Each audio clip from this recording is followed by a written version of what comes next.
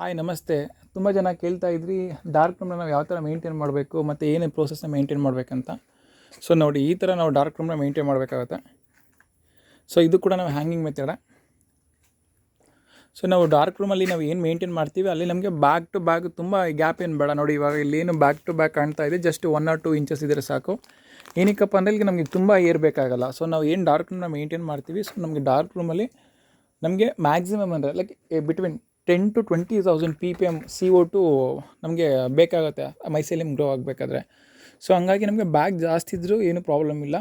So ಅದನ್ನು ratio ಹೇಳ್ತೀನಿ ಯಾವ ಥರ ಅಂದರೆ, ಈಗ ಎಕ್ಸಾಂಪಲ್ ನಿಮ್ಮ ಹತ್ರ 100 ಸ್ಕ್ವೇರ್ ಫೀಟ್ ಜಾಗ ಇದೆ ಅಂದರೆ ನೀವು 100 ಸ್ಕ್ವೇರ್ ಫೀಟ್ ಜಾಗದಲ್ಲಿ ಕರೆಕ್ಟಾಗಿ 200 ಬ್ಯಾಗ್ ಇಡ್ಬೋದು.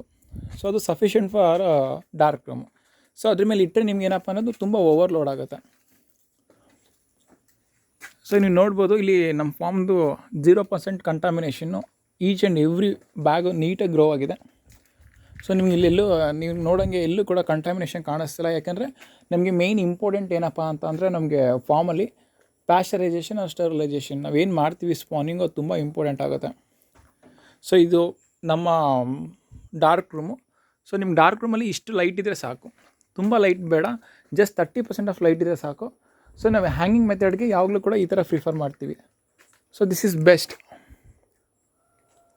ಮತ್ತು ನಾವು ಇದನ್ನ ಫ್ಲೆಕ್ಸಿಬಲಾಗಿ ಯೂಸ್ ಮಾಡ್ಬೋದು. ತುಂಬ ಈಸಿಯಾಗಿ ಲೈಕ್ ಬ್ಯಾಗ್ನ ನಾವು ಇಡೋದಾಗಲಿ ತೆಗೆಯೋದಾಗಲಿ ತುಂಬ ಈಸಿಯಾಗಿ ಮಾಡ್ಬೋದು. ಸೊ ಅದಕ್ಕೆ ನಾವು ಯಾವಾಗಲೂ ಕೂಡ ಈ ಮೆಥಡ್ನ ಯೂಸ್ ಮಾಡ್ತೀವಿ ಹ್ಯಾಂಗಿಂಗ್ಗೆ. ಮೋಸ್ಟ್ ಆಫ್ ಆಲ್ ನಾವು ಹ್ಯಾಂಗಿಂಗ್ನೇ ಪ್ರಿಫರ್ ಮಾಡ್ತೀವಿ ಎಲ್ಲ ಫಾರ್ಮಲ್ಲೂ ಕೂಡ. ಸೊ ನಿಮ್ಗೆ ಯಾವಾಗಲೂ ಕೂಡ ಡಾರ್ಕ್ ರೂಮಲ್ಲಿ ಈ ಥರ ಬ್ಯಾಗ್ಗಳು ಗ್ರೋ ಆಗಿರಬೇಕು.